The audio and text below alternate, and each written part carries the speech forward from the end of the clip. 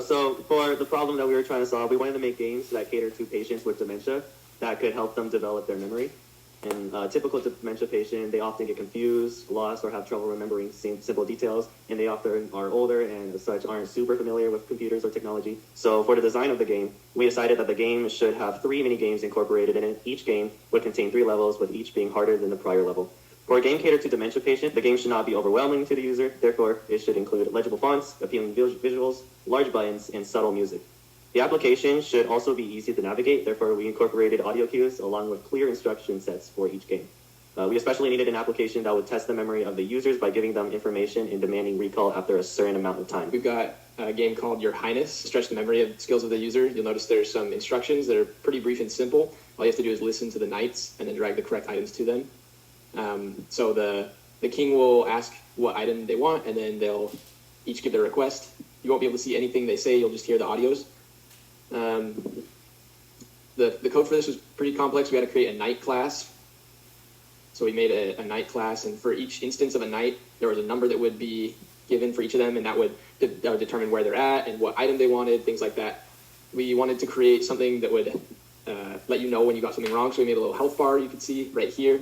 If you're, for instance, to drag the incorrect item to the wrong knight, then the health bar would go down. And as the levels go on, the amount of tries that you have for each goes down as well. Here's an example of me dragging the incorrect item to a knight. You can see the health bar goes down a little bit every time. Each of the levels, get fewer tries as you go on, so you can retry the level. Level 3, there are now 6 knights. This game is supposed to stretch the part of the brain that hears information and then visualizes it. It works on memory by asking them to recall it after a certain amount of time. The next game, which is Tavern Madness. Okay, so the main design for this game, it really just focuses on visual memory and there's really satisfying sounds whenever you flip a card. I don't know if you can hear it through the recording, but yeah. So on the first level, you're going to get about 6 tries with 8 cards, and you want to go ahead and match those up, or you basically fail the level. And then you can flip the cards by just clicking on them like I just did. But on level 2, you get 8 tries, 12 cards instead of 8. And the code created for these levels was just an array containing a list of card objects, and then each object having its own images and numbers, and then flipping the cards tells the program to see if it's a successful match or not. This is what it looks like if you lose. Game over. So level 3, the tries get doubled, but so does the cards. And now we're moving on to Labyrinth Legends. So my game is called Labyrinth Legends. It's a game that focuses on helping with the patient's short-term visual memory and the ability of pathfinding, which are valuable skills, but that the patient might need help with due to dementia. As you can see here, you're presented with a map that's covered by thick clouds, and you can move around. This little knight with arrow key. However, you might just encounter traps that are hidden underneath the cloud, and it takes you to a game over screen as a negative feedback, so you click reset here. And what you want to do is use this crystal that shows you all the dangers like these bandits and sharks, and avoid them, and find a path that goes through the gray area, which is the objective here.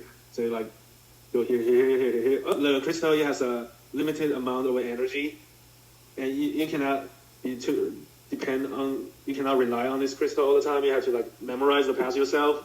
And it comes with 3 levels with increasing difficulty. The second level is a haunted forest. And you want to... Anyways, that's the negative feedback, which is a game over screen that plays sad music, and the positive feedback. By just constantly checking the map, memorizing the path, the patient's short-term memory and the visual memory is trained. And when you reach the objective, the success screen is shown, and it has a positive feedback to encourage the patient. By the basic logic, this game utilizes a 2D array that records the coordinates of these grid tiles and traps, and checks the coordinates of the knight as you move to see if it is a trap or a safe tile or not. But yeah, that's basically it. Let's talk about some of the challenges that we faced while making this game. Let's first talk about Tavern Madness. We kind of implemented a flipping animation, and so that was the hardest part. And then, as explained earlier, so we had to create an array of lists. Each of the cards had its own properties. We had to design the cards, and also the flipping animation, since it has to be it has to be consistent with the other code. You have to also make it disappear right after you flip it. And so we had to time that perfectly so that the user experience while they're playing the game remains smooth.